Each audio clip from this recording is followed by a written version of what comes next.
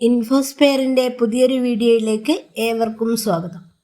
സംസ്ഥാനത്തെ 62 ലക്ഷത്തോളം വരുന്ന ക്ഷേമ പെൻഷൻ ഗുണഭോക്താക്കൾക്ക് മെയ് മാസത്തെ പെൻഷൻ തുകയായ 2000 രൂപയുടെ വിതരണം ഇപ്പോൾ പൂർത്തിയായിരിക്കുകയാണ്.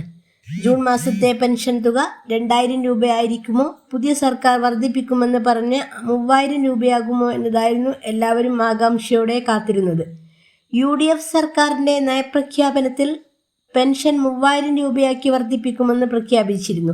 അതിനാൽ അധികം വൈകാതെ തന്നെ പെൻഷൻ തുക 3000 രൂപയാക്കി വർദ്ധിപ്പിക്കുമെന്ന് ഉറപ്പായിരിക്കുകയാണിപ്പോൾ.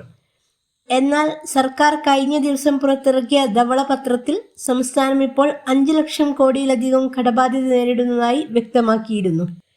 നിലവിലെ സർക്കാരിന് 40,000 കോടിയിലധികം ബാധ്യത കൊടുത്തു തീർക്കാനുമുണ്ട്. ഈ ഒരു സാഹചര്യത്തിൽ ക്ഷേമ പെൻഷൻ തുക ഒറ്റയടിക്ക് വർദ്ധിപ്പിക്കുന്നതിന് പകരം മുൻകാലങ്ങളിലെ പോലെ ഘട്ടം ഘട്ടമായുള്ള വർധനയാണ് ഉണ്ടാവുക.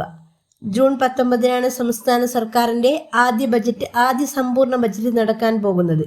ഇതിൽ പെൻഷൻ വർധന ഉൾപ്പെടെ ഉണ്ടാവുമെന്ന വിലയിരുത്തലാണ് എത്തുന്നത്. ജൂൺ 19-ലെ ബജറ്റിൽ അത്തരമൊരു പ്രഖ്യാപനം വഴി ജൂൺ മാസത്തിൽ ഉയർന്ന പെൻഷൻ ലഭിക്കുവാനാണ് സാധ്യത.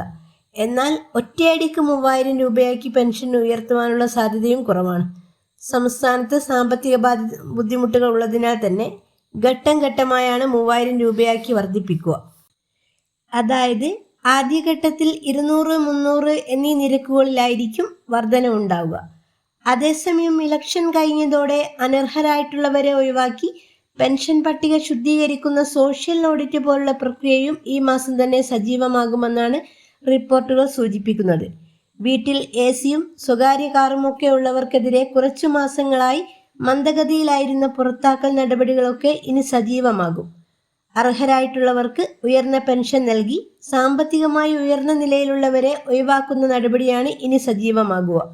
3000 രൂപയാക്കി ഉയർത്തുന്ന ക്ഷേമ പെൻഷൻ തടസ്സമില്ലാതെ ലഭിക്കാൻ ഗുണഭോക്താക്കൾ ചെയ്യേണ്ട ചില കാര്യങ്ങളുണ്ട്. അതിലേറ്റവും പ്രധാനപ്പെട്ടത് വരുമാന സർട്ടിഫിക്കറ്റ് സമർപ്പിക്കുക എന്നതാണ്. അതായത് നാളിതുവരെയും വരുമാന സർട്ടിഫിക്കറ്റ് സമർപ്പിക്കാത്ത 2.5 ലക്ഷത്തോളം പെൻഷൻ ഗുണഭോക്താക്കളുണ്ട്.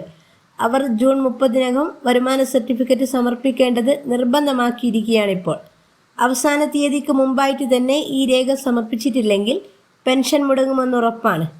അതുപോലെ വിധവ, അവിവാഹിത പെൻഷൻ വാങ്ങുന്ന 60 വയസ്സിൽ താഴെയുള്ള സ്ത്രീ ഗുണഭോക്താക്കൾ പുനർവിവാഹിതയല്ല, അതായത് വിവാഹം കഴിച്ചിട്ടില്ല എന്ന് തെളിയിക്കുന്ന നോൺ റീമാരേജ് സർട്ടിഫിക്കറ്റ് ജൂൺ 30-നകം സമർപ്പിക്കണം. നേരത്തെ മാർച്ച് 31 വരെയായിരുന്നു ഇത്തരത്തിൽ രേഖ സമർപ്പിക്കാൻ സർക്കാർ സമയം അനുവദിച്ചിരുന്നത്. ഇലക്ഷനോടനുബന്ധിച്ച് തീയതി നീട്ടി നൽകിയിരുന്നു. എന്നാൽ ഇനിയൊരു നീട്ടൽ ഉണ്ടാവാത്തത് കൊണ്ട് തന്നെ ജൂൺ 30-ന് മുമ്പായി നോൺ റീമാരേജ് സർട്ടിഫിക്കറ്റ് 2025-2026 വർഷത്തിൽ ഇതുവരെ നൽകാത്തവർ സമർപ്പിക്കാൻ ശ്രദ്ധിക്കുക. അല്ലാത്ത പക്ഷം നിങ്ങളുടെ പെൻഷൻ തുക റദ്ദാക്കുന്നതായിരിക്കും.